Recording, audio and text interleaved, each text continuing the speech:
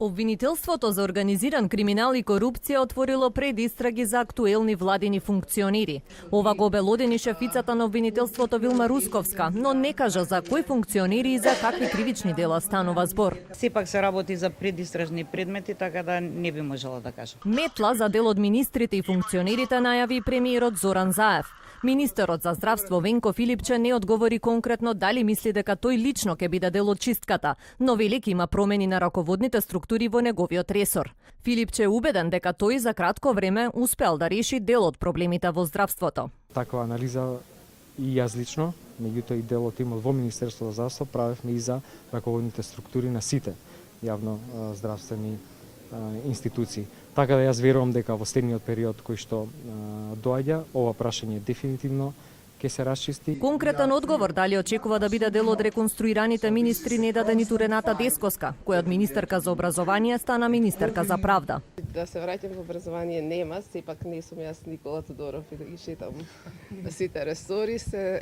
Дали ќе го напуштам Министерството за правда или не, не знам, но мојот пат е одење напред, а не враќање назад. Изразот метла пак не му се допаѓа на вице-премиерот Бујар Османи, бидејќи вели бил навредлив и понижувачки за представниците на ДУИ, но и за сите други во коалиционата влада. За смената во државните функции Османи вели дека Заев и Ахмети ќе се сретнат во следниве денови и ќе направат евалуација на работата на министрите и функционерите. Јас ќе го отстранувам термот на чистење за моите соработници. Ние чекавме да се завршат изборите и во следните денови ќе се сретнат двете председатели на партиите што се составуваат ова влада.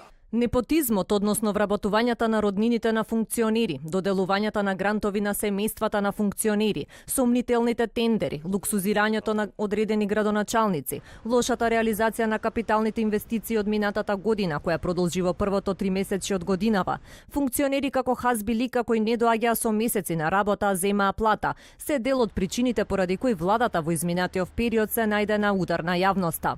Тоа што граѓаните не се задоволни од работата на одредени функционери, според премиерот Заев е и причина за ниската излезност во првиот круг од председателските избори, пошто Заев најави промени во сите државни ешалони, во администрацијата, но и во самата партија на СДСМ.